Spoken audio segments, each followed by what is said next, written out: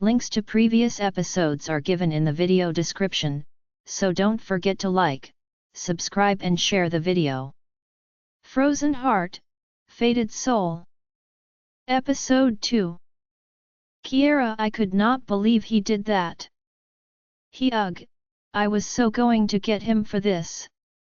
Guys. Liam said again, his eyes now a deep magnetic navy. Justin, carry on with the training. The young man, who was in his mid-20s, nodded, motioning for everyone to carry on. Raven looked at me and I gave her a nod. I needed her.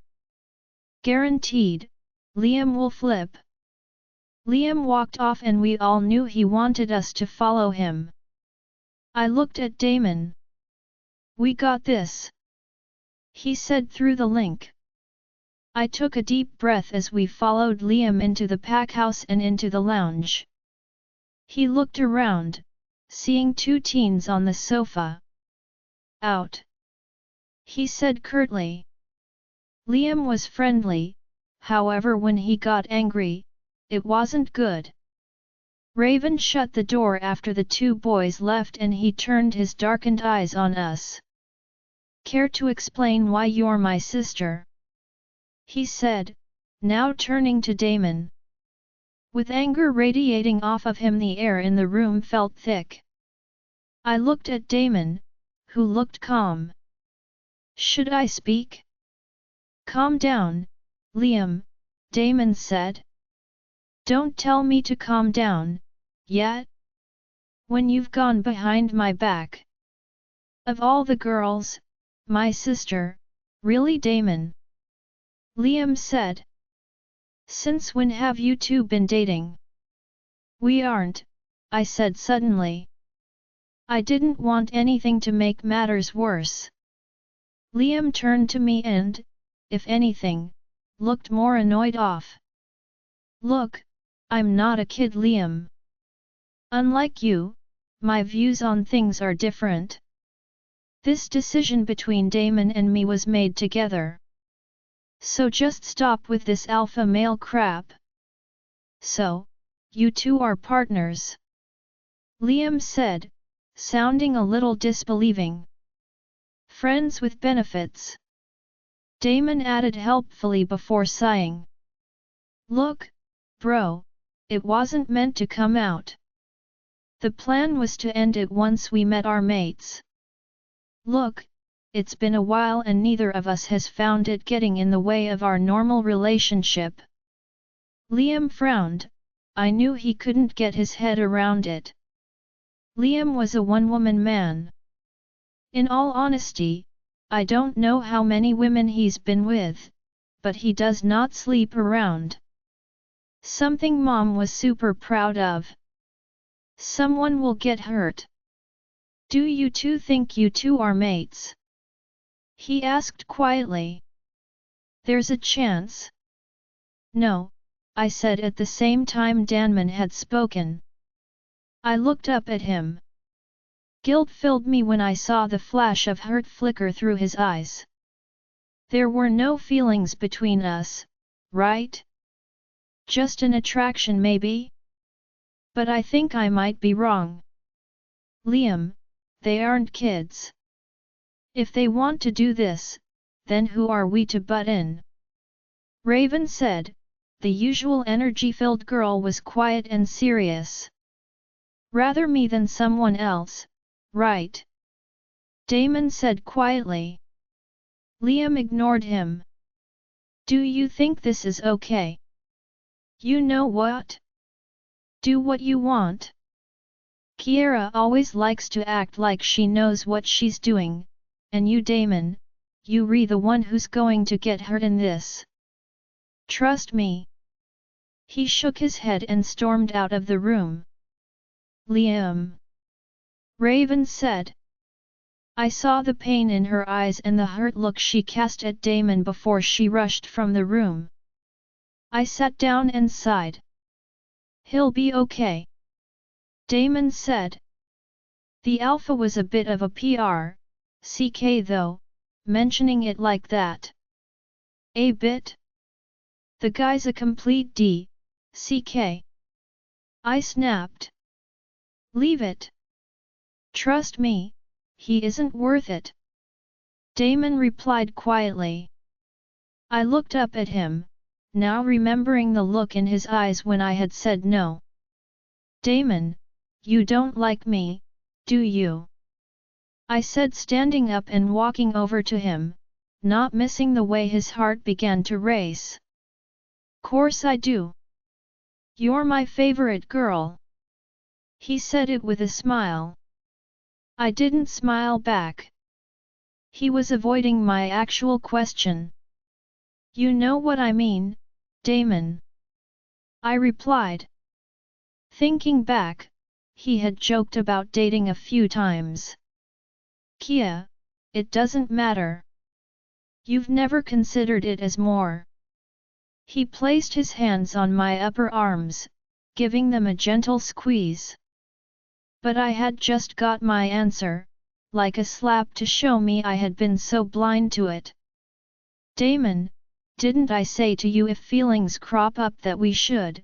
He cut me off by cupping my chin and placing a thumb on my lips. That was my choice. I'm fine. I don't want you feeling guilty. I looked down. What did I feel? Yes, there was that chemistry that I found him attractive, but if I compared it to the strong emotions that had filled me recently when it came to a certain jerk, it wasn't the same. But I sure was confused. Kia, look at me.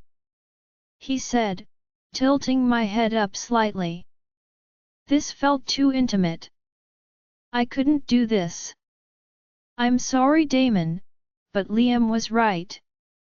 Someone was going to get hurt. We shouldn't do this anymore. I whispered. Why did it feel like I was being untruthful to myself? Is this about Liam or Alpha Alejandro? Damon asked softly. My eyes widened and my heart thudded. I stepped back. I don't know. But let's end it. Besides, the blood moon is coming, so we will most likely meet our mates. I said quietly. There were 2 blood moons in a year, but for one the Alpha King hosted a huge ceremony. The success of finding your mate there was high. The last blood moon Damon hadn't found his mate, but he was only 18 going on 19, so there was plenty of time. If that's what you want, he said, flashing me that smile that he always gave me. I stepped closer, flinging my arms around his neck tightly. I was upset and there was only one person I had to blame. I'll always be here for you, Kia. Even if I'm no longer your buddy. He said with a chuckle. I'm sorry it's ending like this. I said quietly. Then make it up to me. He said with a glint in his eyes as he held me by my waist, pulling me against him. Go on. One last night. My heart skipped a beat, I was already confused. But I couldn't refuse him. Not when he never refused me. I smiled and nodded. You've got yourself a deal, Beta. I said with a wink, before hugging him once again. I smiled slightly as he hugged me tightly, caressing my bare waist. You're still number 1. Until you meet your mate. I said, amused as I stepped back, feeling a tiny bit better. Yeah. But what if we are mates? Then I'd be a lucky girl. I said, although deep down I didn't think we were. The small smile on his face was worth it. I turned away, feeling the guilt wrap around me as it slowly morphed into anger. Anger at one certain alpha who I was not going to let off. I left the pack house, trying to sniff him out. Searching for someone. I turned, shocked at the sight of my grandfather Jackson. "Granddad! In the flesh, cutie patootie!" he chuckled. I squealed and rushed over to him, ignoring the pain that set a spasm up my leg as I launched myself into his arms. Cutie patootie!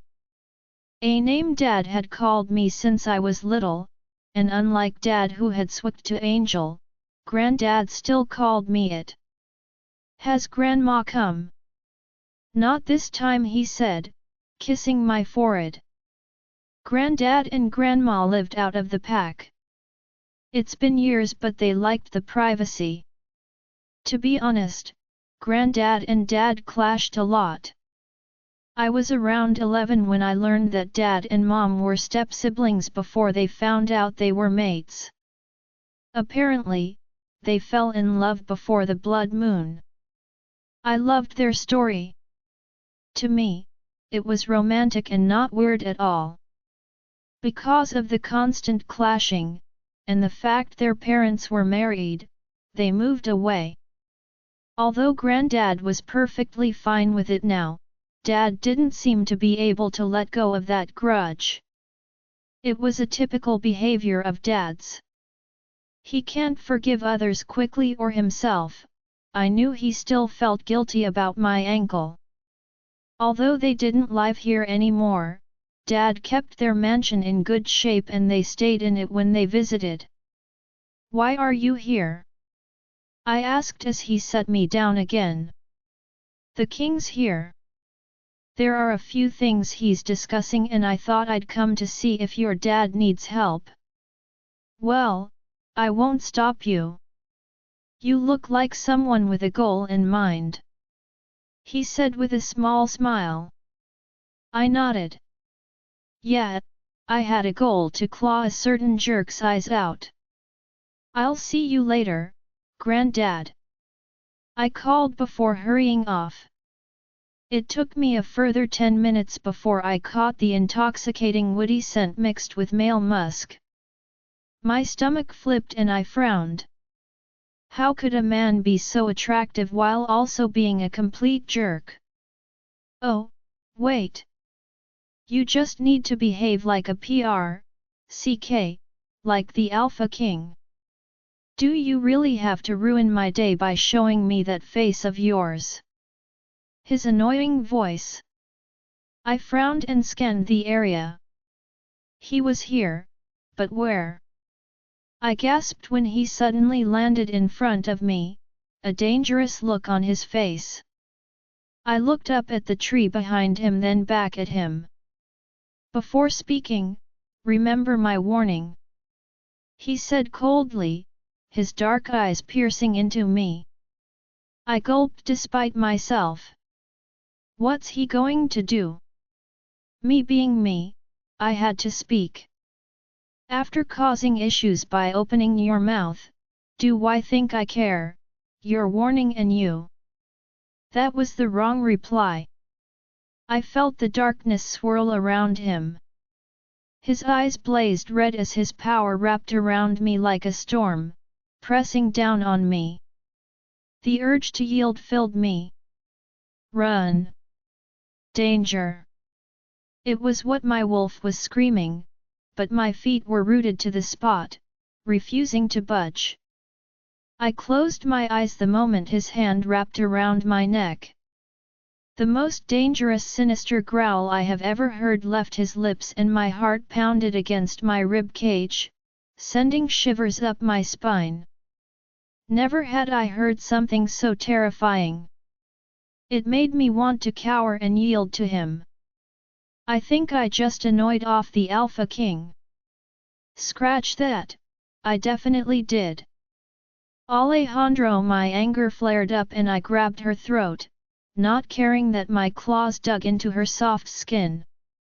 I hate disrespect and I will not tolerate it from anyone. I warned her, and if she thought I was playing, then she had a lot to learn. I slammed her to the ground, but at the last moment I found myself slowing down. I couldn't. I don't know why, but I couldn't hurt her the way I wanted. I internally felt the crunch resonate through me as she met the ground. She gasped. Her hands were wrapped around my wrist tightly as the smell of blood filled the air. I saw the pain that flickered across her face, but it did nothing to lessen the burning flame of anger in her eyes.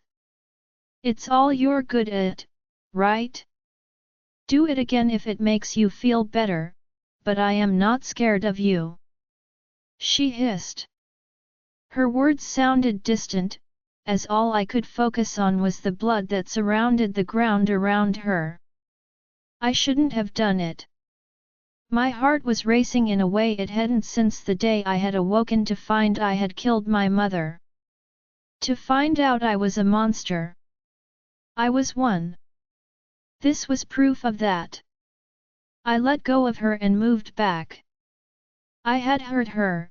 For what? For being one of the rare people to actually stand up to me? To treat me like a normal being? She got to her feet, her eyes filled with a burning rage, and I knew it wasn't because of the fact I had just smashed her skull into the ground. Where my claws had dug into her, red gashes were left behind. One thing was clear: if her father saw that I wasn't going to hear the end of it. He was one of those I wouldn't mind killing off.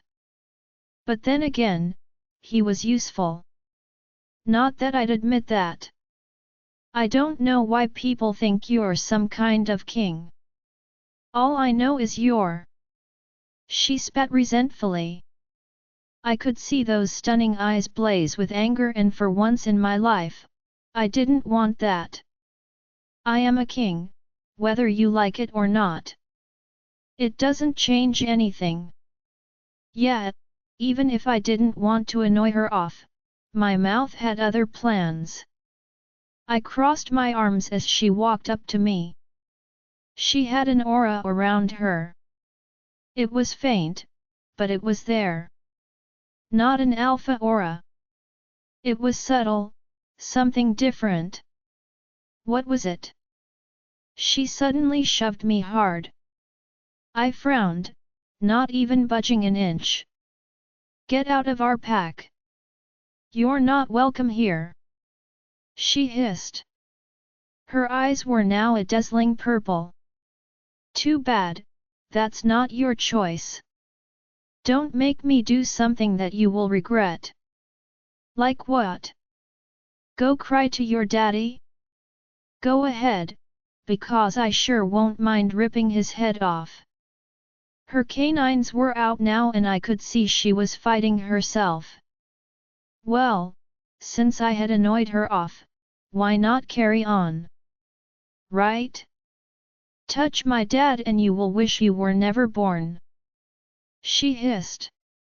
I smirked coldly. I already wish that. I said dangerously. She frowned. Her anger suddenly seemed to vanish, replaced by a look of confusion and then something else. She stepped back, looking away. I frowned. That wasn't what I was expecting.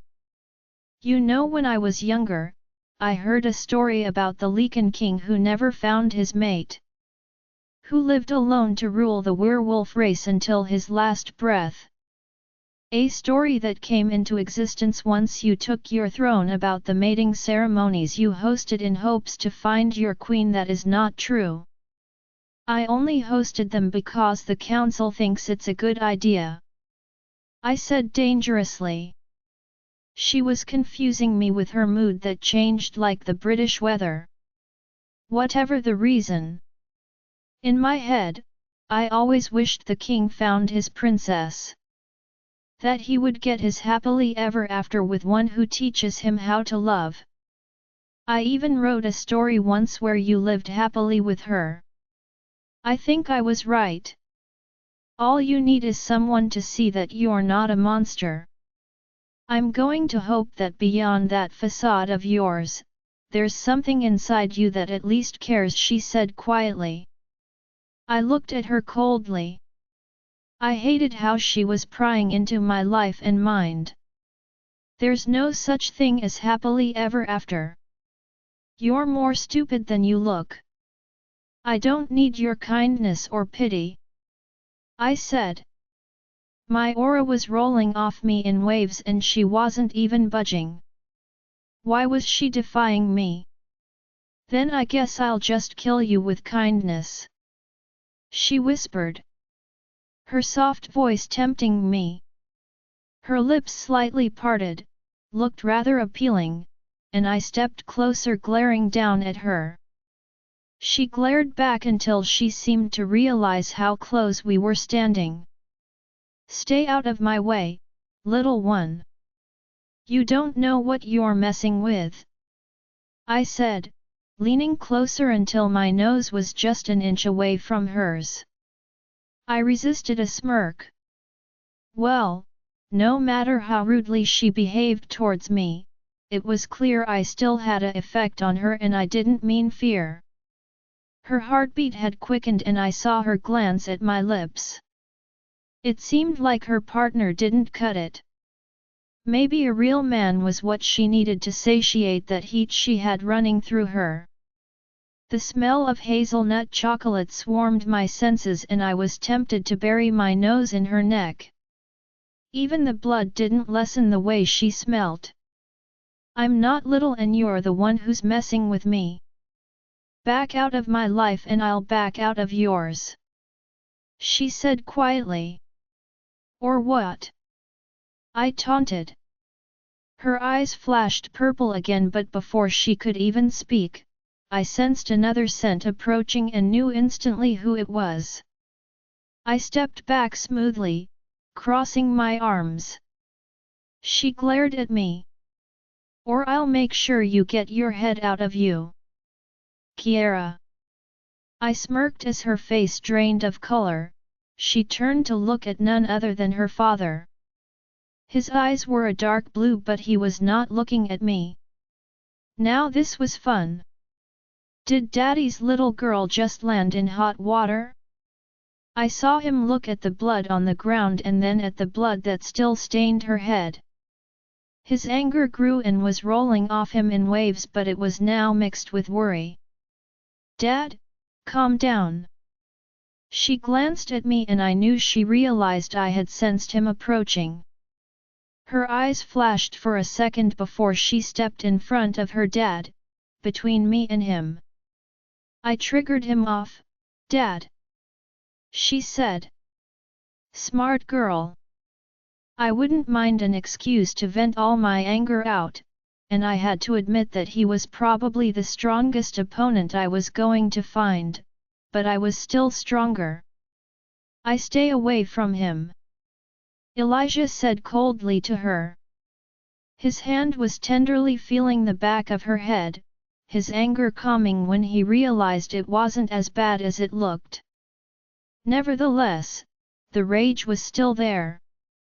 I'm fine, Dad, she urged, but the man wasn't going to listen.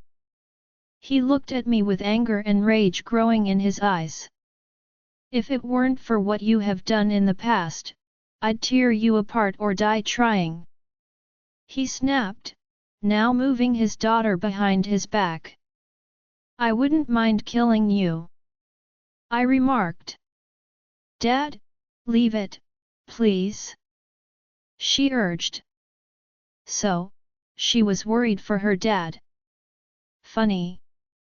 Kiera, I'm not finished with you, but for now, you're grounded, he said icily. I smirked. Told you she was a little princess. Dad. I'm 18, you can't ground me. Watch me, he growled. His alpha aura rolled off him and I frowned when she flinched. How was it that mine didn't work on her? Go home. I saw her struggle before she turned and stormed off, unable to disobey him. He turned to me, his eyes still dark cobalt. Touch my daughter one more time and I swear I'll kill you. As I said, I wouldn't mind killing you, I said arrogantly. He gave me a cold smirk. Don't underestimate a father's wrath. I'm shivering in fear. I mocked before pushing past him roughly. A sudden thought had entered my head and I felt uneasy. That wasn't possible, was it? No, I had to be wrong. Definitely wrong. That would be like the worst scenario ever. It wasn't a possibility, and if it were, it definitely couldn't be. I was not going to think like that. Not now. Not ever. Liam. Wait.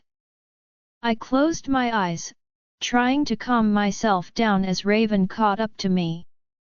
I didn't want to talk to anyone right now.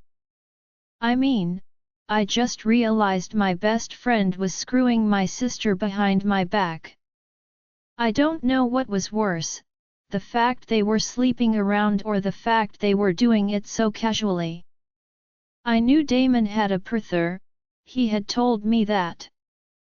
However, he always spoke of her with this small smile and I knew he liked her, but he had never told me who she was. Well, that made sense now. I didn't once think it was Kiera. Liam. Raven said, now placing her hand on my arm. She was tiny but her personality made up for it. I was to give or take, and towered over her. Raven. I replied, ignoring the look of concern in her unique eyes. They're adults, Liam. She said gently. I knew she was hurt but I was not sure if it was only because of Kiera hiding it from her or because it was Damon. I knew she hadn't known about it, the shock had been clear on her face when Alpha Alejandro had mentioned it. There's something called trust, Raven. I replied, walking into my office and dropping into my chair. She walked over to me and I tried not to admire how good she looked. Yet, maybe I'm as guilty as Damon. I've had feelings for Raven since forever but I never made a move. Not because I was a wuss but because I was waiting for my mate. If the goddess decreed, then Raven would be mine. If not, I would always appreciate her as a friend. Although I sometimes thought she had some feelings for me, I got the same vibe from her towards Damon. She now propped herself onto my desk facing me, concern clear on her face. Her refreshing yet delicious scent was calming. I know that, but there's nothing to be done now. She said, sighing. Look, instead of walking off, get the answers you want. I think if Uncle L found out, oh, he'd blow. Dad can't really say anything, he was the biggest man whore around here. I think all the she-wolves who didn't have a mate have been with him. I wrinkled my nose in disgust. Granny Amy didn't really have a filter and she had spilt all the dirt on Dad. Raven laughed, a laugh that tempted me to smile too. Gross maybe? But come on, Uncle L is a delicious piece of hot stuff. She said, making me shudder. Gross Raven. I groaned, ruffling my hair as I sighed. I had to admit she knew how to cheer someone up. My smile faded as I looked up at her, not missing her heart rate pick up. I placed my hand on her knee. Tell me, are you hurt because of Kiera or the fact it's Damon? I asked softly.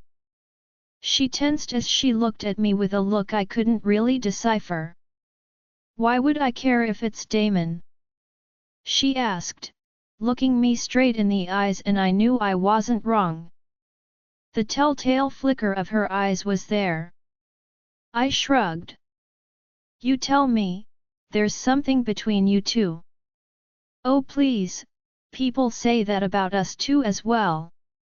She retorted, slapping my hand. For a tiny thing, she was pretty strong. I was actually hoping they managed to get a few hits in on the alpha earlier, but oh well, maybe next time. I know people say that about us and I believe it too, but I don't know, I get the same vibe from you that I'm sure you have towards Damon. I replied. I might look like an oversized oaf, but I sure knew how to read people. Call it intuition, but I wasn't dumb. Just like I know the reason Kiera always makes excuses not to hang with us. It wasn't because she didn't want to, it was because she didn't want to hold us back. The same way she hid the pain in her ankles so no one worried about her. I pretended I didn't realize to just give her that space.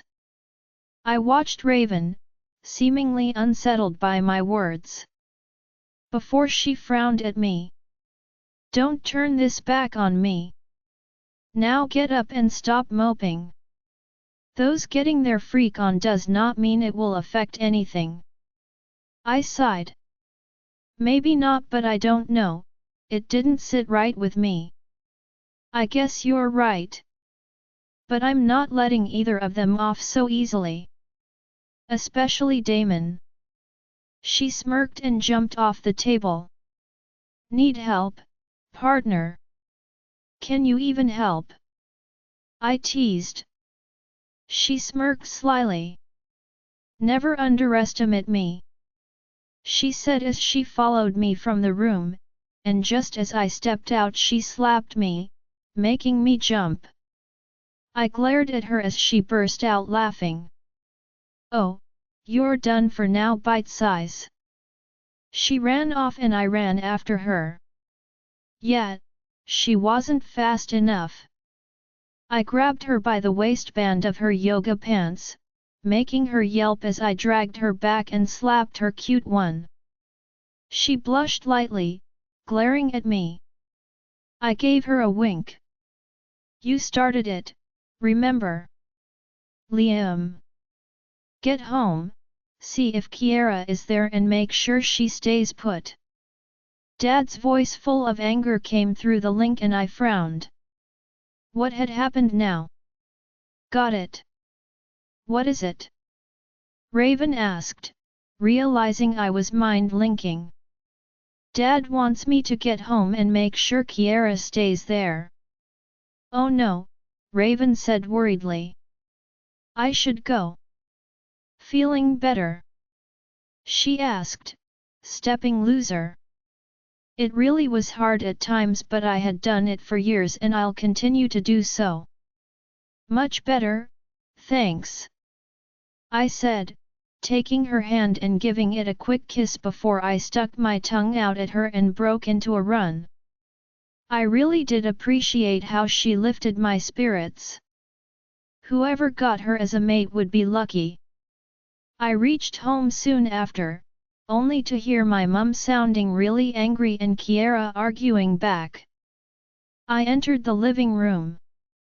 Leave it, Mom. I told you I triggered him off. I don't if you did.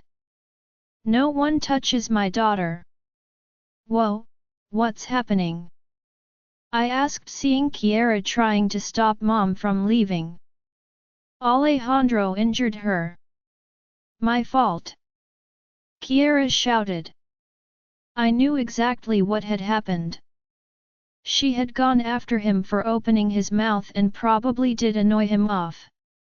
Kiera wasn't the type to lie or defend someone, but she was truthful. Mom, as she said, she started it. Now please drop it. I sighed. Mistake. Mom now turned her icy silver glare on me. I'm fed up with being treated like an invalid. Kiera snapped. Kiera, I don't treat you like that, you know it. Mom snapped dangerously. Dad and Liam do though. Mom, I feel suffocated. Do you know what Dad said? That I'm grounded. I'll talk to Elijah. No mom, I'm tired. Tired of constantly being pitted and mollycoddled. I know you do so much for me, but it's one person out of several. I need a break from this pack. Kiera whispered, a hand on her forehead. I knew she was stressed out. I felt my stomach plummet. I knew that tone. It's the same one Mom had when she was sticking to something. Kia. I stepped forward. We love you, that's the only reason we worry. She looked at me and I didn't miss the pain in her eyes. Were we really that suffocating? Yeah, I know. That's why I need to go somewhere where I'm treated like an equal, where I'm able to just be me. Kiera pleaded, tugging her bauble out of her hair and running her fingers through it. Mom frowned, but I knew she understood. I swear I didn't mean to make her feel this way. All I wanted to do was take care of my baby sister. Even in the womb, I was the stronger one. When we were born, I weighed double of her, and even when she was little I wanted to protect her. It seemed my love for her had only resulted in her wanting to run away. Please Mom, talk to Dad. I've studied herbs and medical stuff, can't I just go to some pack who needs an assistant at the hospital or something? I just need space, you have had enough space. A voice growled behind me. All eyes turned to the man who now filled the door frame. His aura rolling off him in strong waves, and the look in his eye made me swallow. There was one man I hated annoying off, and that man was standing right in front of me. Kiera paled as she looked at him. Dad. Kiera. When Dad walked in, the rage on his face was palpable. I knew he was angry at me, but I wasn't wrong either. Elijah. Mom began. Not now, Red. This time I'm not going to listen. He said quietly. I think we all need to calm down first, Liam said. Forever the peacemaker in the family, but I was glad he wasn't angry. I will talk to him about Damon later. I owe him that much. Don't tell me to calm down. Dad growled. Elijah baby, he's right. Mom said as she walked over to him, wrapping her arms around him and burying her head in his neck. The frown on his face didn't let up, but I sensed him calming down, although he was fighting to stay angry at me. Let's talk calmly. She whispered into his ear. Goddess. The magic Mom had to tame Dad was impressive.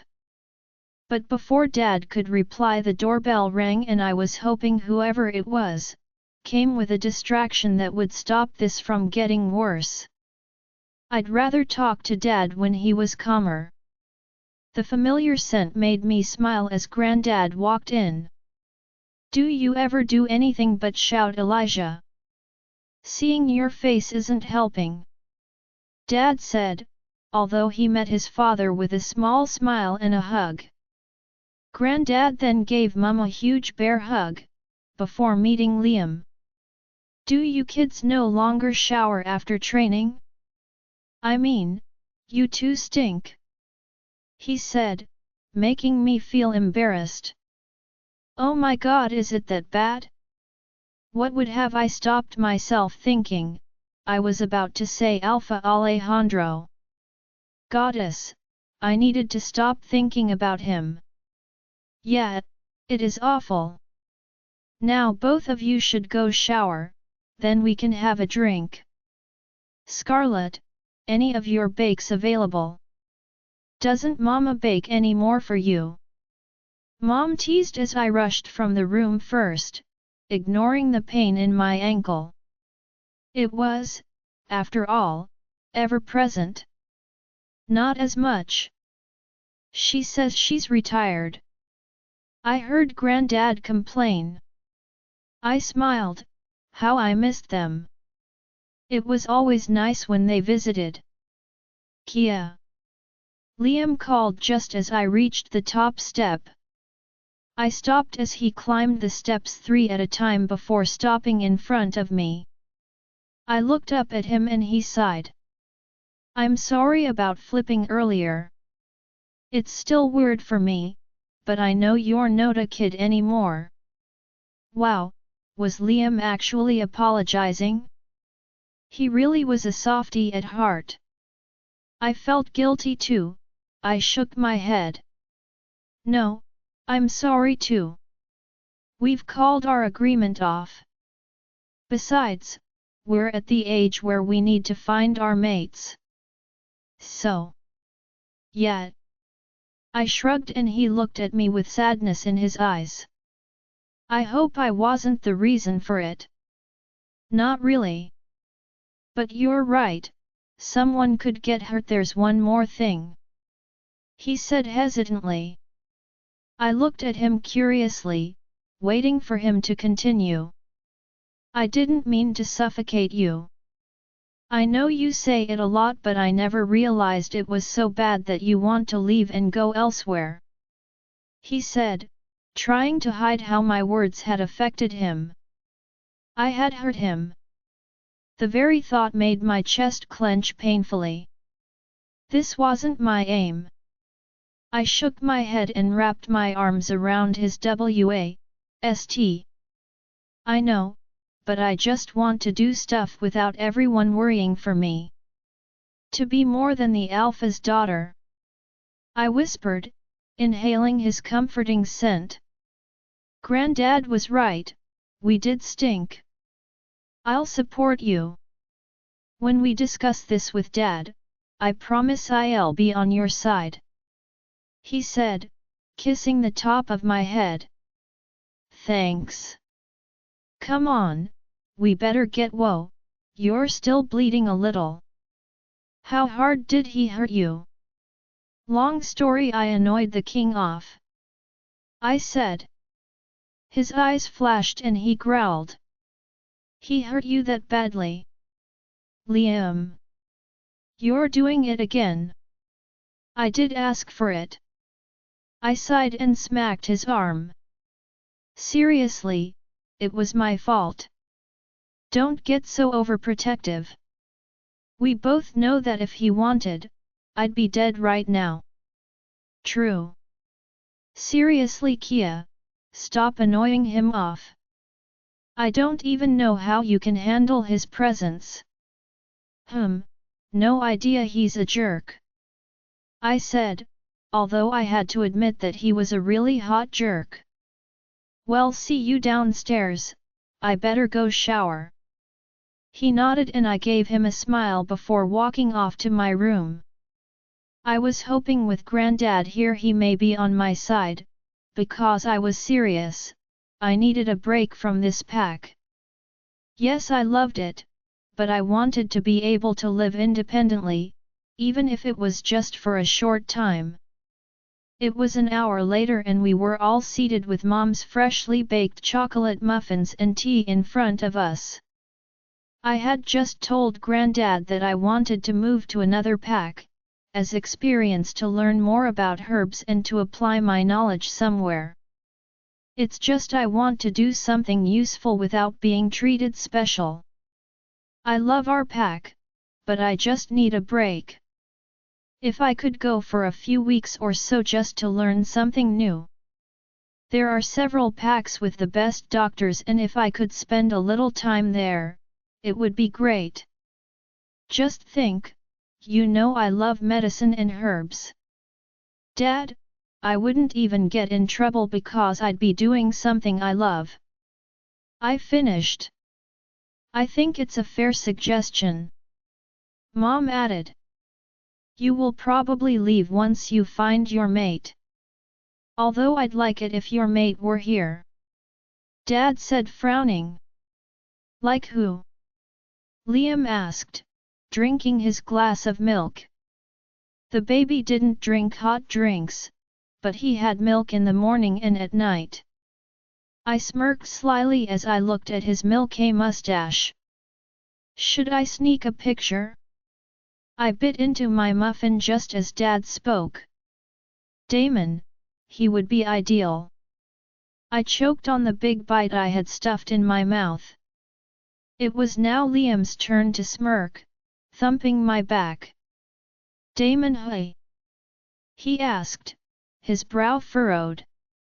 Yeah, he's a good kid. Dad replied. Dad just wanted me forever close to him. Yeah, I'm sure he wouldn't think that of Damon if he knew he had been between my legs often enough for the last 2 years. I felt a little guilty thinking of Damon. He hadn't been on the group chat either. Although we 3 could mind link, we liked some normality and Raven didn't have the link yet, so it was only fair to use phones. I wonder how he was feeling. You're saying Damon because he's the only decent one around, but the past doesn't define someone. You should know that. Mom said from where she was sitting in Dad's lap. I won't deny it, but my girl deserves the best. I rolled my eyes. Typical Dad comment. Well, it could also be karma, if her mate turns out like you. Granddad added chuckling. I think. If Kiera wants to go somewhere for a month, I mean the blood moon's in about 4 weeks. Why not let her? Liam said hesitantly, trying once more. I take back what I said earlier. He really wasn't as bad as a dad. I felt a leap of happiness at his words, he really was supporting me. Mum and Dad exchanged looks and I wondered what it was about. After a moment, Dad sighed deeply. I'll think about it. But until I do, I want you on your best behavior. What was I? 10?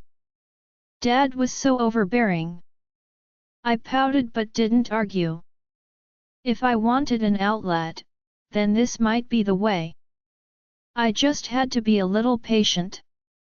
So, I think that's settled. Mom stated, giving me a positive smile. I should hope so. You can't be so controlling, son. Granddad added but Dad didn't speak. From the slight faraway look in his eyes, I knew he was being mind-linked or linking someone. He stood up suddenly, looking at Liam. I could feel his power and the seriousness in his next words, and it made my stomach twist. There's been an attack. On pack grounds. Kiera Dad's words had shaken me but he had refused to allow me to join him. Dad, Liam, and Jackson had gone. I knew even Mom was irritated that Dad told her to stay put. Come on, let's go make sure everyone's accounted for. Mom said frowning. Was everyone being called back? How bad was it? Any updates? I asked, grabbing my staff as we left our house, rushing towards the pack house. Mom was frowning and she nodded. It was a rogue attack. She replied. How did they get past patrol? By killing them. Her reply shot through me. Someone had died, or more than one. We hadn't had a loss of a pack member in years. Kiera, go to the hospital. Do what you can to help. There are several injured. Mom's voice was filled with urgency and I nodded, changing direction and heading to the hospital. Even if I wanted to go to where the fight was, I knew where I would be of most help it. I wasn't a professional medic when it came to human terms, but I knew a lot about werewolf healing and herbs that helped with the process. Grandma Amelia had taught me a lot. I had always been interested and although Grandma Amelia wasn't into it herself, her husband had been and she had kept all his research, something she had gifted to me on my 15th birthday. I still treasured them, they contained so much information. With the fear of ruining them, I had written everything clearly and put his books away for safekeeping. I now hurried through the small hospital. The magnolia walls and the white marble floors looked warm, a familiar place to me and one that felt like a second home also. Hearing a young woman sobbing, I changed directions until I found her sitting on the floor in the hall, crying. I frowned in concern. I knew her and it took me a moment to place her name, Barbara. She was a year older than me. I crouched down and placed a hand on her shoulder. She flinched until she realized who I was. "Are you all right?" "No," he marked me. She sobbed, showing me the mark that now stained her neck, almost fully healed. I didn't know who she meant, watching as she pulled at her hair and showed me her neck. "That rogue! He got away!" She sobbed in anguish. I pulled her into my arms, my own heart thudding. The fact that she was marked against her will brought back a memory from a few years ago, when Mom had told me what she had been through. Her own father had marked her. I could never imagine having such a horrible father. Marks were an interesting yet complex matter. Only one wolf can bear the mark of another unless they had multiple destined mates. So, when you mark a second person, the first mark you made is removed automatically. When your mate dies and you decide to take a second mate, your late mate's mark can only be removed by someone bearing your own mark. It was like my grandparents. When Granddad Jackson marked Grandma Jessica, she was able to mark Granddad in return, removing Dad's mother's mark only because she had passed away. It was this very reason why Dad had not been able to remove the mark from Mom's neck until they found out they were mates, because Zidane had been alive at the time. Only one's true mate could overrule all other marking rules and claim their mate as their own, regardless if their current mark giver was alive or not. I heard Mom's mark made by Zidane was disgusting and her body had repelled it. He had gone against the very laws of nature by marking his own daughter. I hope Selene gave him a befitting punishment. Looking at Barbara's, hers was healing really well. I wished she found her mate soon and he didn't get angry that she was already marked. Marking someone against their will was a disgusting act and was looked down upon greatly. "Things will be okay. Come on, let's get you cleaned up and get you something to drink," I said softly, helping her stand. I helped her to a chair and made her sit down. "Kiera," he said, "he'll come back for me." She sobbed. "No one can do anything to you. I promise," I said stubbornly. I would never allow some ratty rogue to touch one of my own pack members.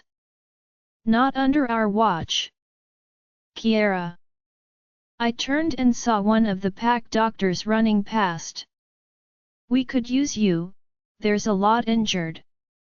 "I'll be fine," Barbara said, giving me a weak smile. I saw her clutch her neck. "Are you sure you're okay?" I asked. She winced but nodded. "I'll head home." She stood up. "Let me at least get you a herbal drink," I said firmly, mind linking one of the nurses. She shook her head. "I'm fine, just upset." "You should get to helping.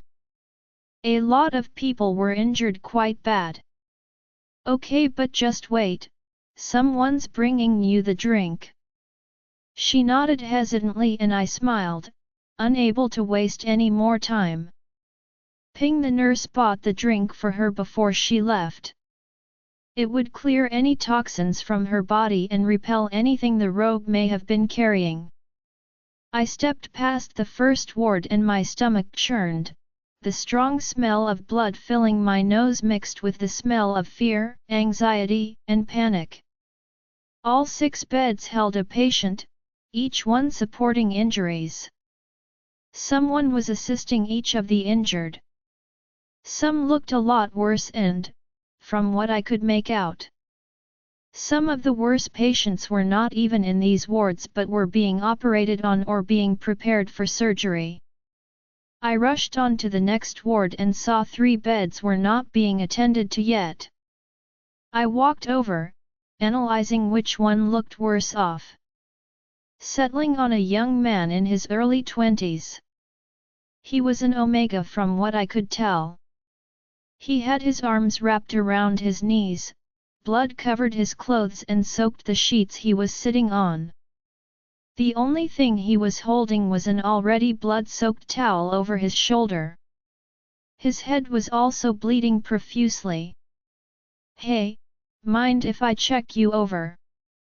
I asked gently. He was clearly shaken. Omegas were not fighter wolves. I looked around, realizing that the other patients looked like Omegas too. Where had the attack come from? At what point did the break-in occur? Sure. He whispered, flinching as I tore his shirt off to examine his wounds. I frowned as I observed the injuries. These were no rogue attacks, these marks were made from a Wendigo. If these were made by a werewolf, they would have been healing slowly by now, but they weren't. Just like my injury, they were working slowly. At this rate, he would bleed out. I looked at him, my face paling. "Were you attacked by a rogue or something else?" I asked, wanting to confirm. He shook his head shaken but he didn't miss the tremble in my voice. "I didn't see." He whispered. "Dad, one of the patients was bitten by a Wendigo. There's definitely a Wendigo out there," I said through the link as I rushed to get something to clean the wounds with. His reply came. I had sensed his unease before he had blocked his emotions.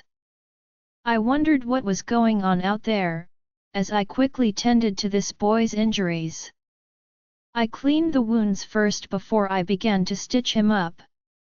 He hissed in pain and I gave him an apologetic look, placing a hand on his arm. "I'm sorry, I'll try to be gentle but we need to stop this blood flow." He nodded visibly, seeming to calm down. "Sure," he said, with a nod. He blushed lightly and I smiled as I continued stitching him up. Once I was done, I wrapped gauze around his shoulder and arm and then cleansed his head wound. It was then that the hospital lights flickered and I tensed. What was that?" he said. Just a shortage, don't worry," I said smiling, although I felt unease settling into me. The lights flickered once again and I heard the distant sound of something shattering. "Kiera, Dad, the hospital just experienced a disturb." The lights suddenly went out and I froze. Luckily it was still light outside but whatever had caused this was nearby. "Kiera, why aren't you home?" Dad called back. I told her to go to the hospital. Mum joined in. "I'm fine but something isn't right here," I replied, hearing the shrill scream of a nurse. "Kiera, stay put," Dad growled. "Okay." Yes, I lied. I couldn't just do nothing, something was wrong and I was probably one of the strongest ones around with most of the doctors being Omegas and the patients too injured to fight. I grabbed my staff from the hallway, rushing down the hall towards where I heard the scream. The smell of blood grew stronger and I stopped when I saw it. The disgusting creature looked partially wolf and partially human, but not like a Lycan. It looked more like a deformed monster with its elongated limbs and the haunting look of hunger that filled its eyes as it ate parts of her body, making my stomach churn. It was too late for the nurse, whose body had been torn to shreds. I felt sadness washing over me, wondering who she was. I knew all the staff here. No one else was going to die, not on my watch. My defiant eyes turned towards the large monster. "I'd make a nice snack," I suggested. I wasn't sure they could understand or what exactly their capacity of understanding was, but a girl could try, right? "I'm right." The Wendigo growled at me as it leapt over the shredded woman incredibly fast. I crouched down ready for it. It clawed out at me and I raised my staff aiming for its chest. I growled, knocking it back with all my strength. I had the upper hand with it being a tight place. It couldn't maneuver as good as I could. I knew one hit and I was dead. Last time I ran, but this time I wouldn't. I had no weapon then. This time I did. The problem with Wendigos was, unlike Manangles, their scent was very faint. Which meant in the dark, I'd be at a disadvantage. Thank goddess it wasn't dark right now. It lunged at me, biting onto my staff. I wrenched it to the side, slamming its head into the wall before I brought my claws out and slashed my hand through its side. It howled in agony, hissing as it backed away. I didn't give it a chance to heal as I ran towards it. Bracing my weight on my staff, I spun over, doing a flip in the air. I grabbed one of the ceiling beams and kicked it square in the face. Letting go of the beam, I wrapped my legs around its neck, grabbing it by the head and snapping it sideways, sending it careening backwards. Letting out an unearthly growl that made the hair on the back of my neck stand up as it fell to the ground, but it wasn't dead. I felt its claws dig into my waist and I let out a gasp of pain. Jumping off it, I grabbed my staff once more, still clutching my waist. Before I could do anything more, I smelled two very familiar scents: Dad and Alejandro's. They burst through the double doors 2 seconds later, both taking a second to take in the scene before the Wendigo leapt forward in a flash. Dad growled first, lunging at it and tearing its head off as he shifted in mid-air. I saw Alejandro frown, his shirtless body making me want to lick my lips. Goddess, how long did it take to carve him to perfection? Didn't I say, we could use it alive? He growled at Dad, who was now back in human form. I dared not look towards him, not wanting to be traumatized for life. I wasn't going to risk one alive in my pack. Dad said grimly. Kiera. Dad, I'm fine. Didn't I say you were to stay away? Dad growled. I rolled my eyes. Dad, I was the strongest wolf here. It was my job to protect those who were weaker. Stop being so overprotective. I snapped. I was frustrated. She's right for once. You should be proud that someone stopped that thing, or you would have lost a lot more than a couple of pack members. Alejandro said coldly, his dark glare on the Wendigo. He glanced at me and I didn't miss his gaze running over me, making my stomach twist and my heart race. He glanced at my staff before he walked past. His seductive woody scent made me want to inhale deeply, but I resisted. I saw the large gashes running down his back, through the tattoo on his back. How was he still moving with those? Kiera, go home. There are people who need attending to Dad. I'll go after that, I said quietly. He sighed and gave a curt nod before he entered a side room, stepping out. I was glad to see he was covered. He motioned me to follow him, but I hesitated. I glanced at Alejandro, his back making me falter. Dad followed my line of sight and frowned. Behave. He said this warningly. I knew he wanted to assess the damage and was trusting me enough not to mess up. I nodded and he walked off, leaving me alone once again with the Alpha King. I knew I better behave or he would definitely not consider me leaving this pack. After that attack, I hope he doesn't change his mind about letting me go. Not going to run after Daddy. He mocked me, not even looking my way. I don't run after him. I stayed so I could check your wounds, I said, stepping closer to him. He stood up from where he had been crouched and turned towards me. My heart skipped a beat as he walked towards me, his dark eyes glinted but I couldn't make out his emotions. He towered over me. Each step he took was with power and confidence, his aura oozing dominance and darkness. I didn't look away nor flinch under the power that he was clearly trying to pressure me under. He may be a king, but I was the daughter of 2 alphas. Did I ask for your help? He asked, backing me against the wall. I'm trying to be nice, I said. His lips turned up from one side in a cold, humorless smirk. I don't think nice is in your nature. Oh yeah? Well, it's definitely not in yours. So, what is in my nature then? I remarked, trying not to glare at the hunk before me.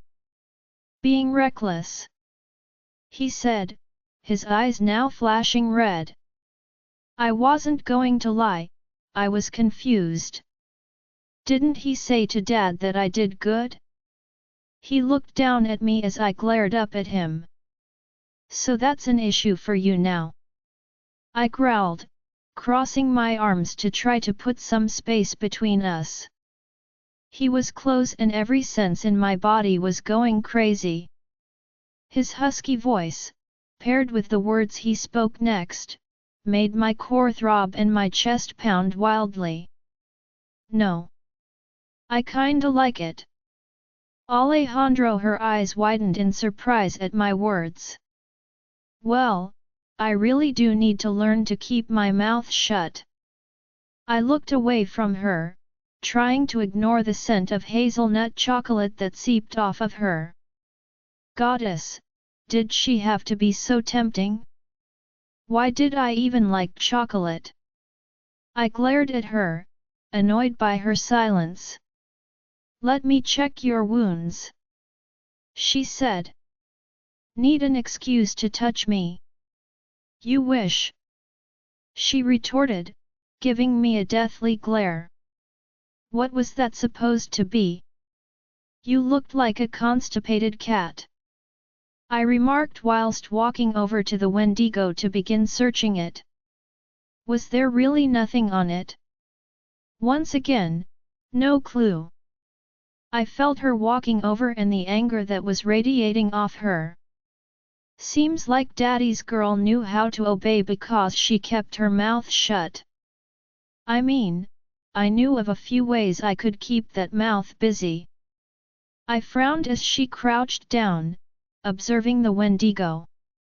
It was in pain, she remarked. I raised an eyebrow. Well, it was injured.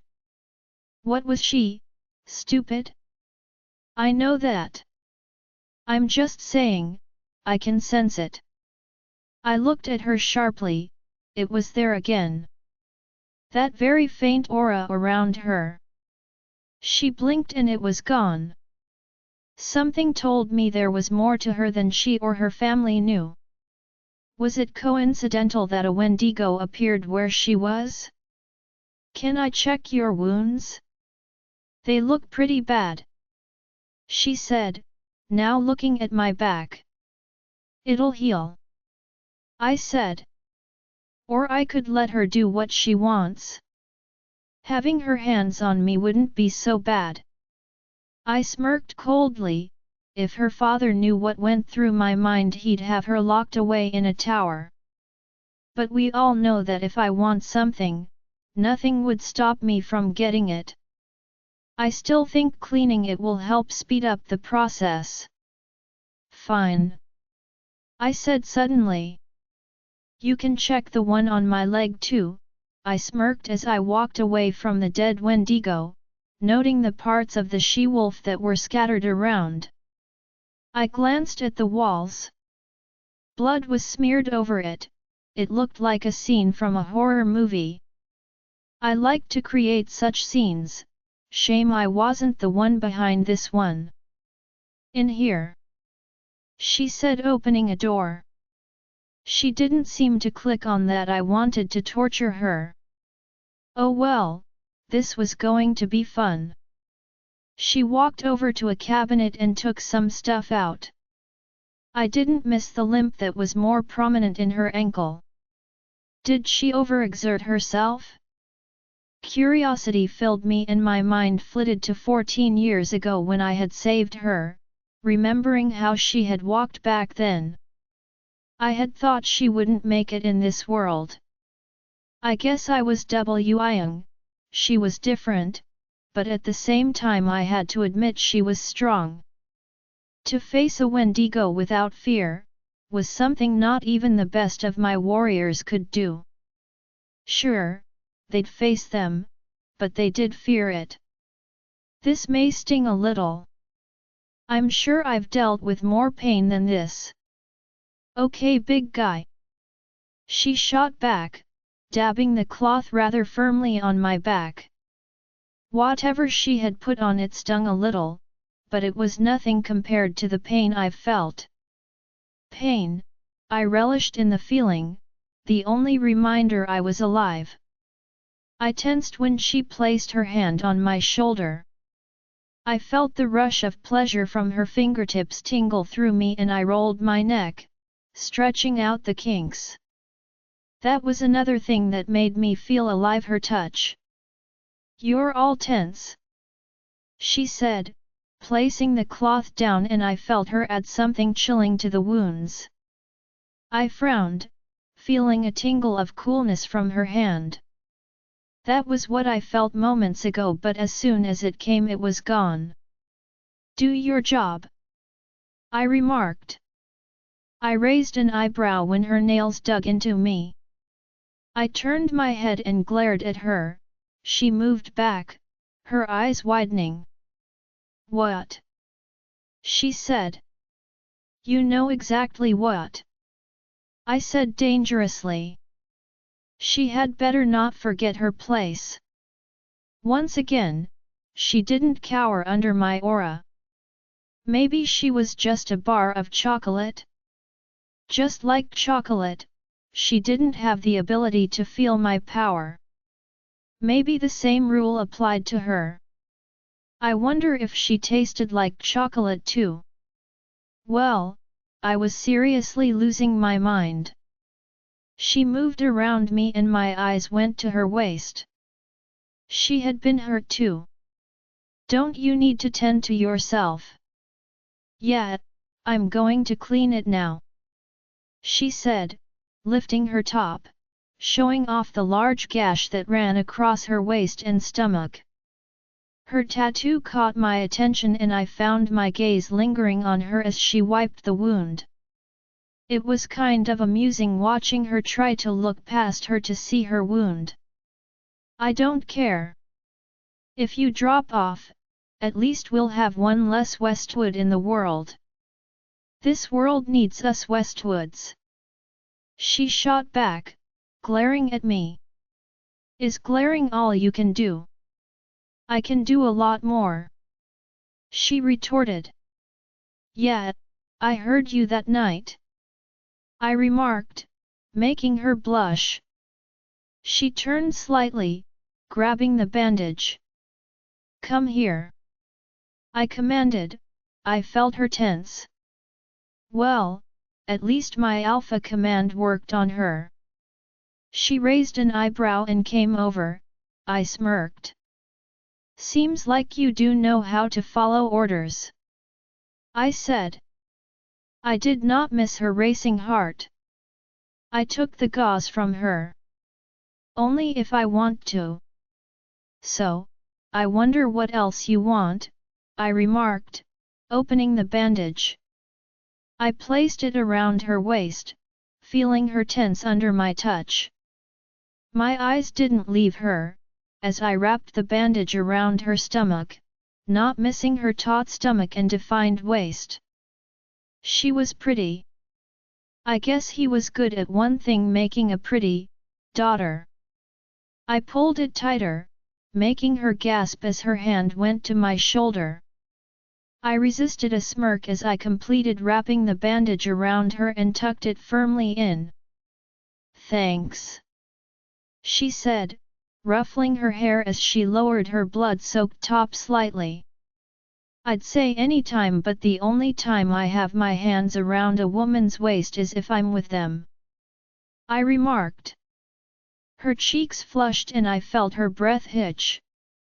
Then I guess I should feel honored, she said. I smirked.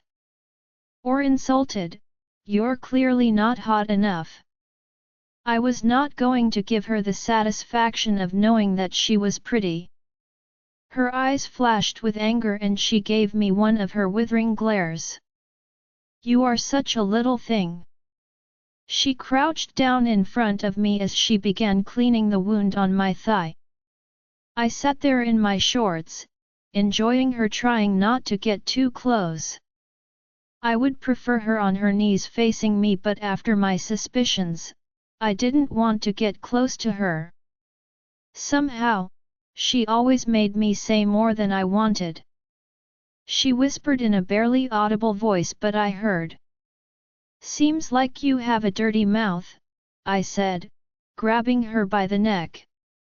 Her eyes widened and I smirked coldly.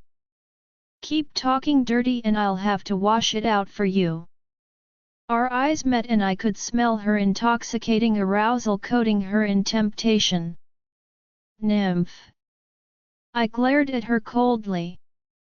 Don't disrespect me, I warned, letting go of her. She simply gave me another dirty glare and went back to cleaning my leg. Once she was done, the wound was already healing. Right, all done, she said through gritted teeth. Moving back, she made to stand up only for her ankle to give way. She stumbled, falling to her knee in front of me. She grabbed my thighs to stop herself from falling, her face inches from me. Her pupils dilated and I tensed, feeling myself twitch. Well. She looked up slowly and I knew she could hear my heart too. What? Want to take care of my? She blushed and quickly moved back. No. Even if you were the last man on earth, I wouldn't with you. She snapped, turning her back on me. I smirked. Who said anything? She glared and I smirked coldly at her. I can tell when a person lies, and you're turned on, I said, now standing up. You wish. Seems like that boy's really not cutting it. I hit a nerve, that was for sure, when she turned and glared at me with anger burning in her now brilliant purple eyes. Thanks to you, you almost wrecked Damon and Liam's relationship. Shame, it was probably not strong enough if something so small could break it. I taunted coldly, turning to leave. I sensed her lunge at me and I turned in a flash, grabbing her by the neck. I slammed her against the wall, making her wince, but still, she didn't let out a sound. She was stubborn and clearly had no control over her emotions. I told you, countless times, don't disrespect me. I growled. My face was inches away from hers. You're all talk. She spat icily. Don't push me so far that I show you the monster I am. Her anger calmed slightly and she looked away. I'm guessing she remembered her words about not getting angry with me. Well, whatever worked. My gaze fell to her plump lips. Would one taste really make a difference? Let go of me, she commanded. I narrowed my eyes and tightened my hold on her neck. I make the rules. She looked at me and raised an eyebrow. Do you? She asked softly. Our eyes met as we both stared each other down. Goddess, she was a temptress. She annoyed me off and tempted me all at the same time. I felt her body tense against mine and the tiny shaky breath she let out. What's the matter? Does Daddy's little girl need a real man to satisfy her thirst? I taunted. Her eyes were hooded, her lips parted, and I smirked. I had her trapped, or so I thought. She smiled. Or does the Alpha King want an annoying incompetent 18-year-old? She taunted breathlessly. My eyes narrowed and I let go of her. Keep dreaming.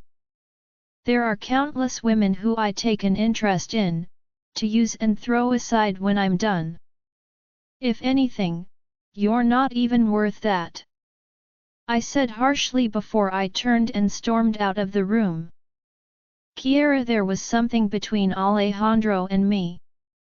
I don't know what it was, but I saw the way he didn't even bother to look at the women who wanted a sliver of the Alpha King's attention.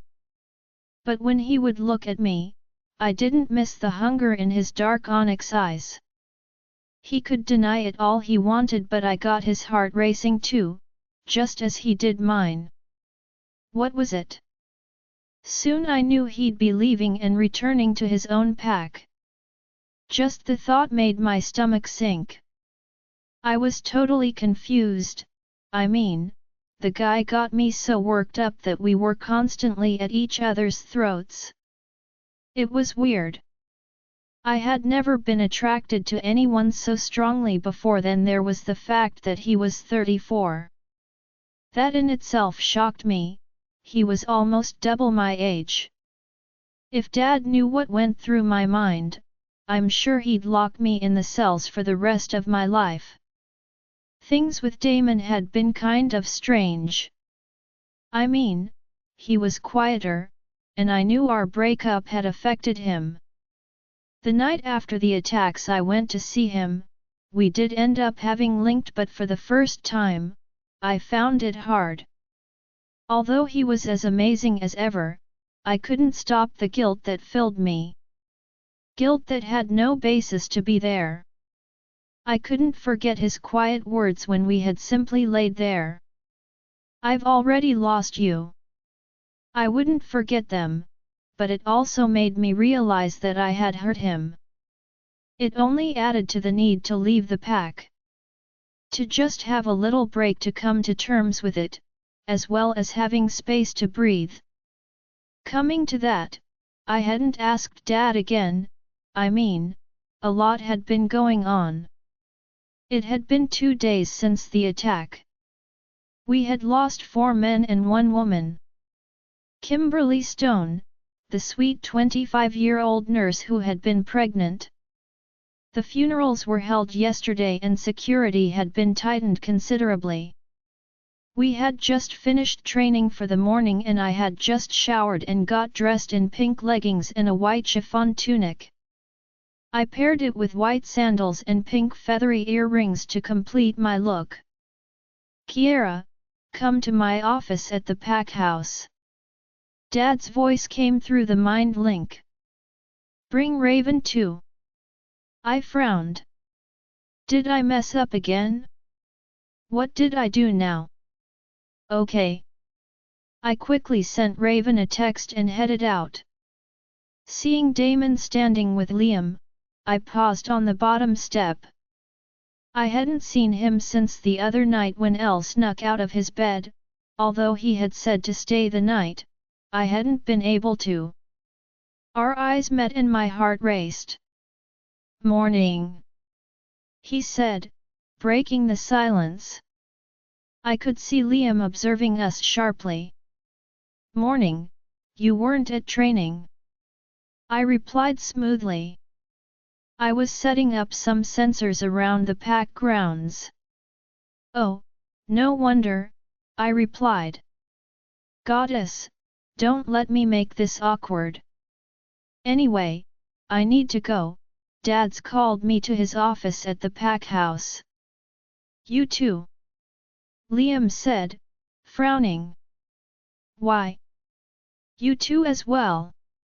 Damon nodded as he exchanged a look with Liam. "Weird, he called Raven too," I added. "Let's get going then," Liam said, pushing open the front door, and the three of us stepped out. 5 minutes later, we all entered Dad's office only to find Mom, Beta Aaron, who I called Uncle, and Damon's dad there, as well as Alejandro and one of the men who had come with him, Dustin, I think it was. "I wonder what this was about." "Come in," Dad said from where he sat on his chair, like the alpha he was. Mum was seated on his leg. Uncle Aaron and Dustin were sat in the seats opposite Dad. I glanced at Alejandro. The man was stood leaning against the far wall, smoking away. Despite not being seated, the power that wrapped around him made it clear who the supreme alpha in the room was. Did the man ever not smoke? "Someone, crack a window. I'm suffocating," Raven remarked, fake coughing. Uncle Aaron looked at her in amusement and shook his head as Liam and Damon gave her a pointed look. I smiled slightly, stepping forward. "Why did you call us?" "It's regarding you wanting to go to another pack for a short while," Dad said. I didn't miss the emphasis on the word short. "Oh really? You're going to let me?" I asked, stepping forward and looking at Dad with excitement in my eyes. Dad frowned at my obvious delight and I smiled sheepishly. "So, I can go, right? Where am I going? Can I choose?" "Kia," Mom said, smirking slightly. She stood up and I didn't miss Dad growling at that. I smiled.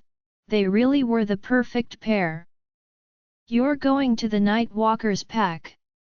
I looked at Mum, stunned. That was the Royal Pack, Alejandro's pack. My stomach fluttered and my heart raced in excitement. His pack. I was confused though. Why would my dad send me there when he warned me to stay away from him? Not to mention the man had injured me too and Dad had flipped. Luckily, he didn't reinforce the grounding business. "I think it's best. The pack is safe, and Raphael said Rayhan and Rayhana will be visiting there for a few weeks anyway. You'll have company, and then when the blood moon ceremony takes place you can return home with Liam, or if you meet your mate." Dad trailed off, his brows furrowed deeply. "So, I get like 3 weeks?" I asked. It was better than nothing, but the thought of staying at his pack. My stomach nodded and I felt anticipation ripple through me. "Yes," Dad said. "Is that pack really the best place?" Damon suddenly spoke. "Damon, don't, you know he'll say something," I said through the link. "Yes, son." It was Scarlett's idea and Alpha Alejandro kindly agreed. Uncle Nathan spoke up. I saw Dad frown at Mum and it seemed Mum may have had more of a say in this one. But if Dad agreed, it meant he too thought this was best. I'm doing a favor, so make sure you don't annoy me off, Alejandro said coldly, now glaring at me. Dad! Do you really trust that she's safe there? Liam said, concern clear in his voice. I resisted rolling my eyes. Did these two seriously not know how excited I was? She isn't a baby, goddess. I feel sorry for your mates. Give the girl some space. Raven said. She rushed forward. Uncle L, so you thought about what I said? She batted her lashes at Dad, who gave her a skeptical look. I did. Quit that, before I change my mind. Dad growled. Raven smirked and moved back, giving me an excited look. I raised my eyebrows in curiosity. Raven wanted to go with you and we all know she doesn't listen to no's. Dad said. Alejandro now looked up. TM not taking two brats. He said bluntly. We're a team. Raven said, now knowing if Alejandro said no, Dad wouldn't be able to do anything. Please. We all knew there was no sincerity in that, please. Raven was going one way or another. Consider her a part of her security, Dad said. Damon, I want you to go. No. My pack will protect her, she doesn't need others. You are already sending 2 warriors. Alejandro said, his aura now suddenly growing.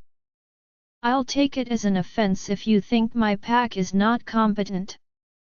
It's not that, but it's only fair the Alpha's daughter has someone with her, from her own pack, Dad growled back.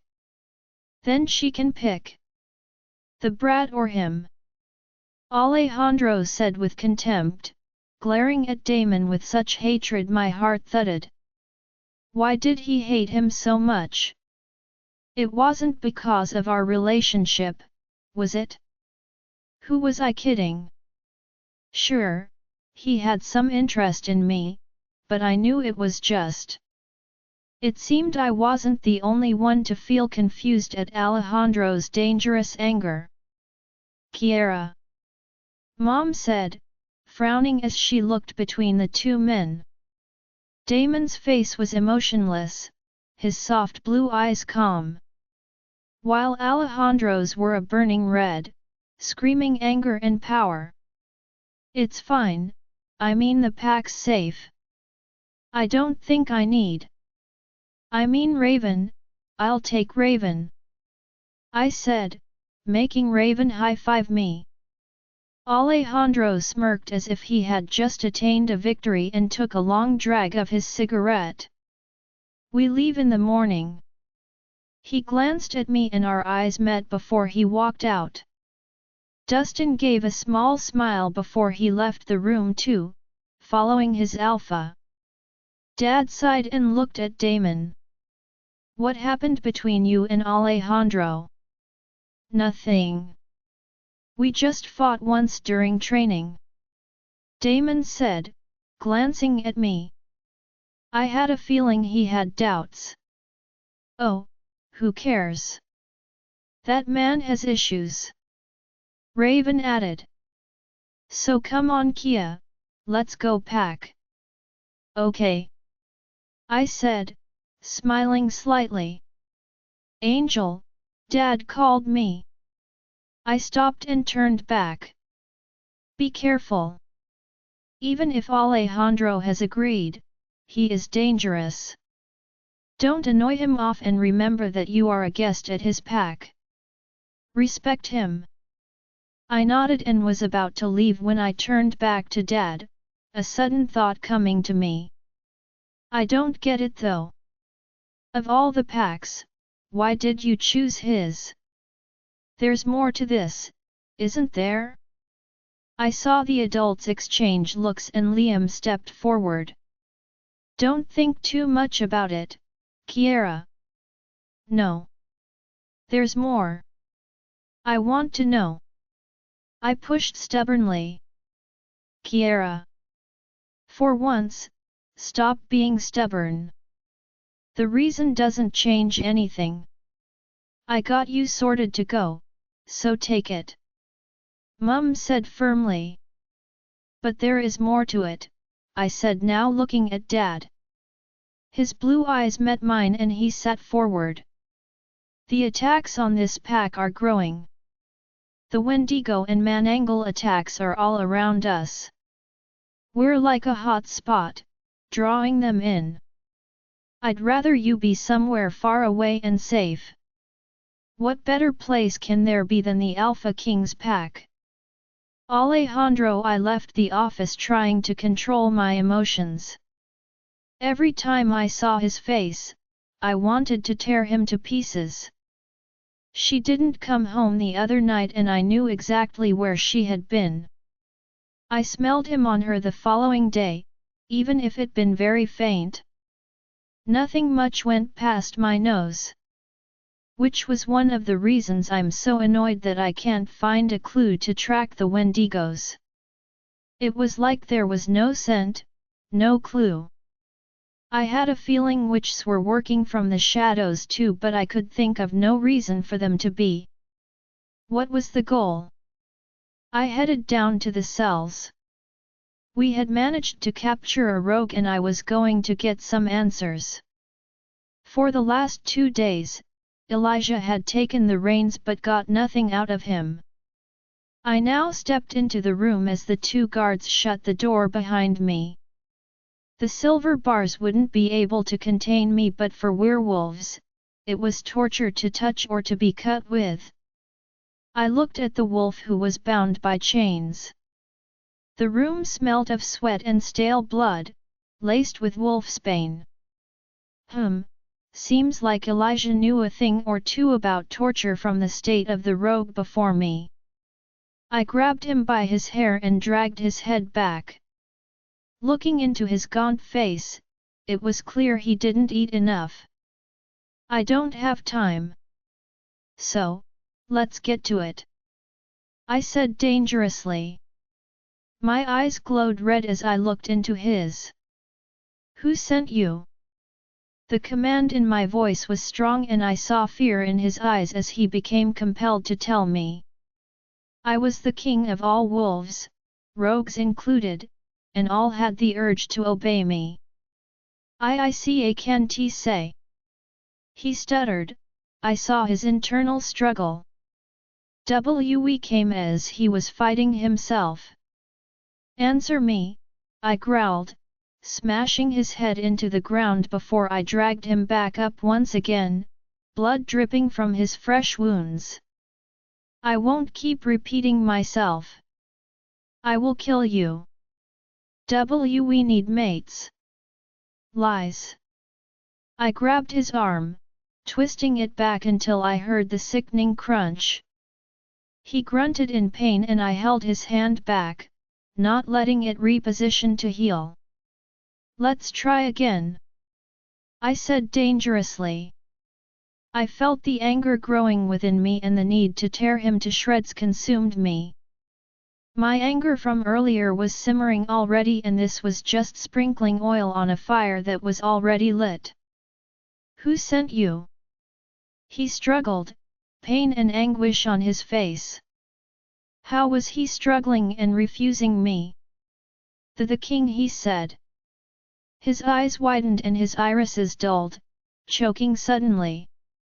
I moved back just as white froth came out of his throat.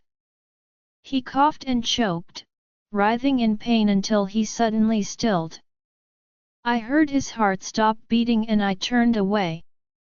The king. Who was the king? Another question, but no answers. Night had fallen and I was at a party held in my honor. The lights dazzled brightly, illuminating the area. One of the wolves was playing DJ and there was plenty of food being served too. Everyone seemed to be having a good time, many casting nervous or scared glances at me. Like always, no one would approach me. The fear they felt when they saw me or felt my presence was enough to make them stay away, but I was used to it. Being alone for most of my life worked out. I saw my men mixing with the pack, laughing and talking. Well, maybe I should find a she-wolf for some fun. At least they were ready to spread their legs. I was getting angry with all the questions that had no answers, and Kiera. Even her name seemed to linger on my lips. I watched her now, dressed in a short-fitted blue dress with silver chain straps. She showed the back of the dress was pretty low, showing off her smooth skin. Her tiny waist drew my attention. I would be lying if I said I didn't want to go over right there.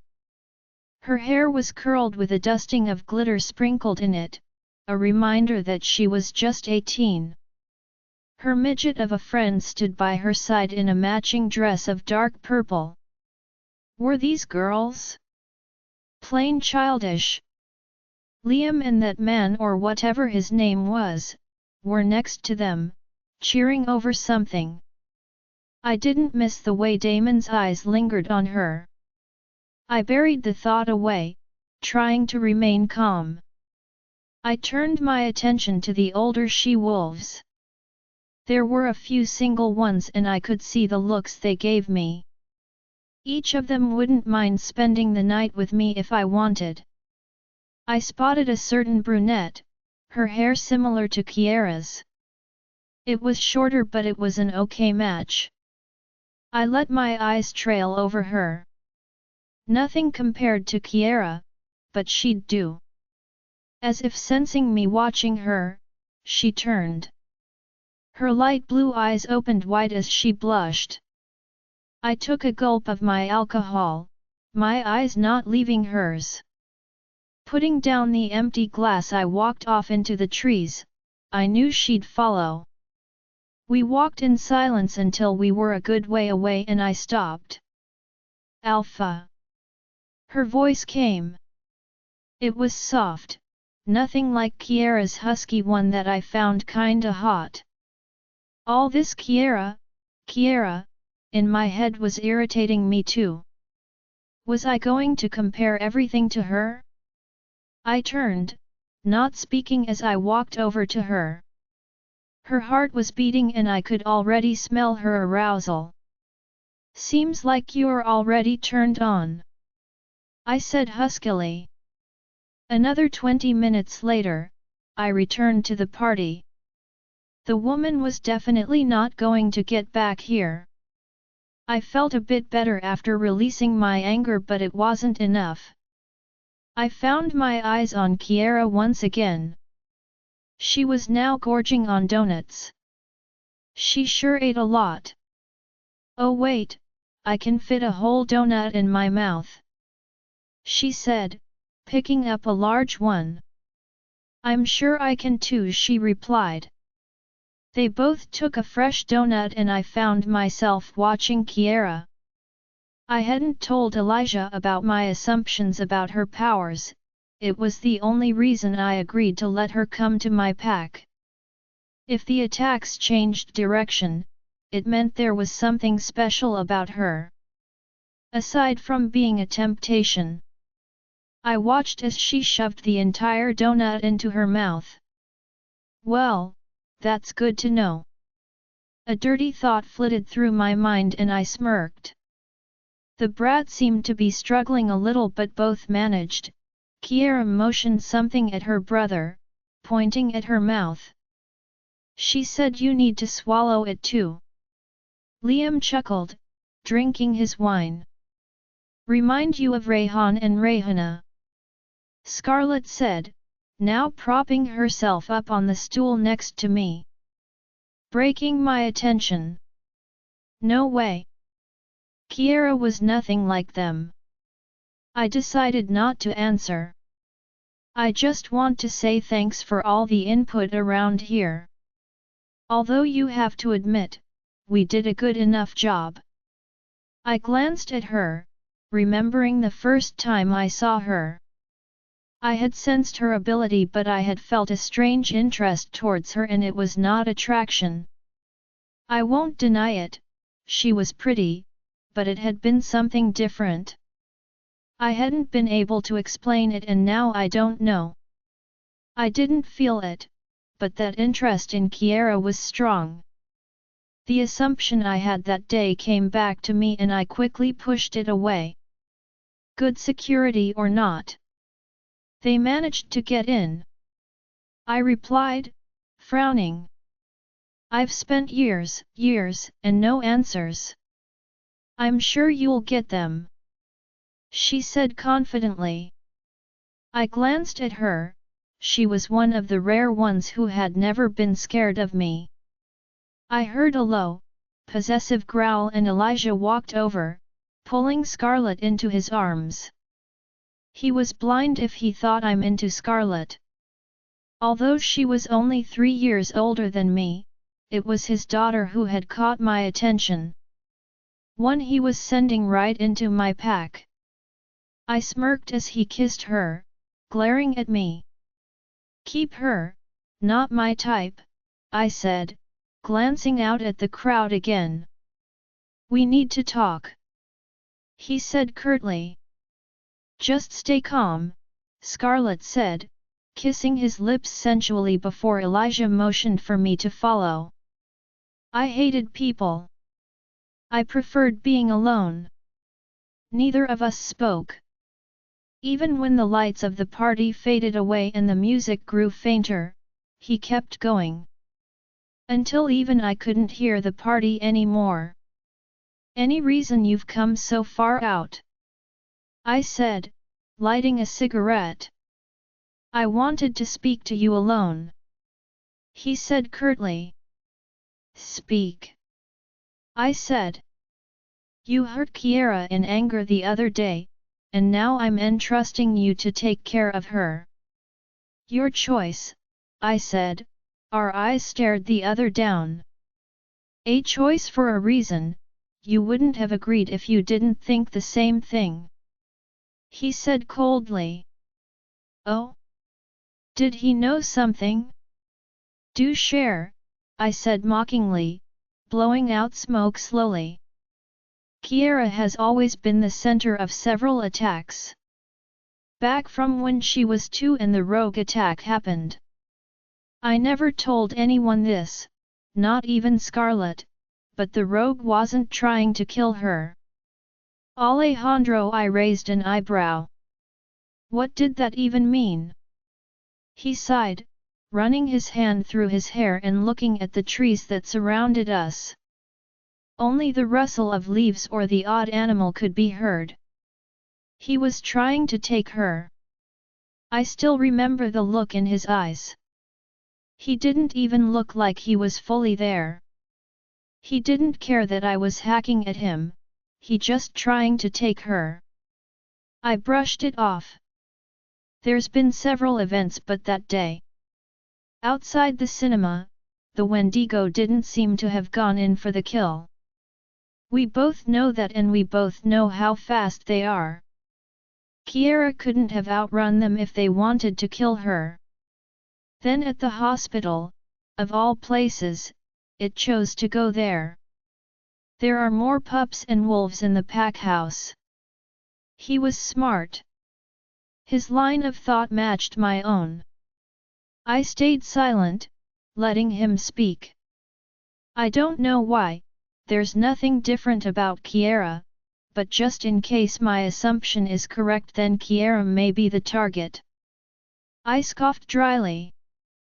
So, you're sending her to me because you think you can protect your pack like this? No, because I know Kiera will go to some other pack, one way or another. She's Scarlet's daughter and stubborn, he growled. I smirked. Seems like Daddy's little girl isn't under his control. She isn't a child anymore, I know that. So that was my reason. You don't seem shocked. He now looked at me sharply.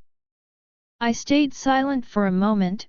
Her odd aura hadn't been picked up by him, so there was no point in me telling him that.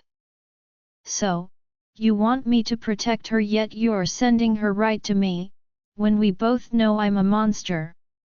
I said coldly, avoiding his statement. He frowned at me. You're dangerous, I know that. But you also spend your life protecting the werewolf race. He said. Only because I'm bored. I enjoy the chase and kill. I said arrogantly. He smirked. Tell yourself whatever you want to keep up your bad boy image. You care, admit it or not. He said. This is why I hated him. He acted like he knew me. You do remember, she upsets me off and I don't mind ripping her head from her body. He growled venomously at me and I smirked. 1 point for me. I know that. I want to ask you, not alpha to alpha, but as a father to the ultimate protector of the werewolf race, will you please protect her? He asked quietly, the arrogance gone. It took me by surprise, as I saw the unmasked worry he had in his eyes. Could a person really change that much for those he loved? Was it even possible? Elijah was one of the men I knew and here he was asking me to protect his girl. Kiera has been through so much but she's resilient, reckless, and selfless. She would stand in the line of danger regardless of her own life. I only want you to give me your word that you won't hurt her. If she upsets you off, ship her back to me. I'll be having a word with her too. Okay, I was definitely taken by surprise now. I didn't expect him, Elijah, to ever submit like this. Maybe I should ask him to get on his knees and ask me? I smirked and he narrowed his eyes. Don't annoy me off. He warned me, as if knowing what was going through my mind. Oh well, maybe next time. Fine. I'll try not to kill her. I said, taking a drag of my cigarette. Give me your word as alpha. Elijah pushed. He was irritating. I'm the king, I don't take orders, I replied coldly. I won't hurt her, she'll return to you on the blood moon in one piece. There I gave him my word, didn't mean I wouldn't emotionally mess with her. He was smart, but it was clear he didn't realize that there was more between us. Was it our age difference? Well, his loss. Thank you. His words held sincerity and for a split second, I felt the strength of his emotions as our eyes met but it was only for a split a second. I didn't do sentimental. The next day I awoke to the smell of chocolate. I definitely wasn't in heaven, 'cause I was going to hell. But whatever that was, it smelled good. I got dressed in a pair of black jeans, a black t-shirt and a leather jacket whilst I gathered my things. I had made it clear I didn't want anyone doing stuff for me. Back at my pack there were a few Omegas who did stuff for me, but I'd rather not have random people touching my stuff. I put my bags on the bed and left my room. We were leaving straight after breakfast. I followed my nose to the kitchen to find 2 trays of freshly baked brownies on the counter. I raised an eyebrow, looking around. No one was here. I guess I could take a piece, right? Obviously, I can, who cares if it's rude or not? No one will know it's me. I took out a piece of gooey goodness. Why were they cut so small? 1 piece wouldn't be enough. I ate it and took another. These were good. They tasted just like the ones I had the day I arrived. Did Kiera make these? Maybe I should get her to bake for me when we get back. She was not my chef, but I wouldn't mind making her that, and a lot more. 4. 5 pieces later, I still wasn't done and I took a 6th. In my defense, they were cut so small. Stingy woman. Oh my goddess! I turned around, popping the 7th piece in my mouth just in time to see Kiera standing there, dressed in a wrap-around black dress that accentuated all her curves. Her hair was up in a dirty yet bun and she wore boots. On her face was a look of utter dismal. "Those were to give to someone," she said, near tears as she hurried over, snatching the brownie trays from in front of me. "Chill out, they're just brownies," I replied coldly. "My brownies." One tray was for Granddad, he's leaving today too, and the other was for Dad. Now there isn't enough. Then came the tears. She was crying. She didn't cry when it came to facing a Wendigo, but she was going to cry over brownies? Kiera. And here comes Daddy dearest. I resisted, rolling my eyes. "What did you do?" Elijah growled, pulling his daughter into his arms. Was it normal to feel jealous of him hugging his own daughter? She wasn't mine. Just those words irritated me. I refused to answer, but I didn't need to because Kiera looked up at her father. "I made brownies for you and Granddad, and he ate some," she said tearfully. Elijah's eyes widened in surprise and the hint of a smirk threatened to cross his lips. "Dad! Are you laughing at me?" "No, of course not," he said, hugging her again. "I'm sure you're just upset about leaving. I mean, you could change your mind." He sounded hopeful. Kiera's growl gave him his answer. I grabbed 2 more pieces of brownies sneakily, although I know Elijah saw me, and left the kitchen as Kiera protested she wanted to go no matter what. We were finally ready to leave and get on the road. Although I traveled in Lycan form often enough, I still had transport ready when needed. I now sat in my 2-seat sports car waiting for Kiera. Although she wanted to stay with her friend, her dad didn't agree. I suggested that she was better off with me anyway, in case something did attack. I know the need I had for her to be around me was only growing. I hoped that once I was back at my own pack that I could restore some normality. Yeah, there was a lot of going on and things I needed to take care of. I had enjoyed this break, although I'd not admit that. My eyes flashed red as I watched her hug Damon. Not missing the way his hands stroked her back or the way he buried his head in her neck.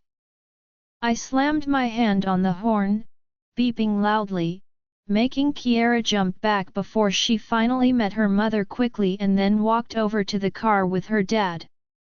"I'll see you in a few weeks, Angel. Behave all right," Elijah said.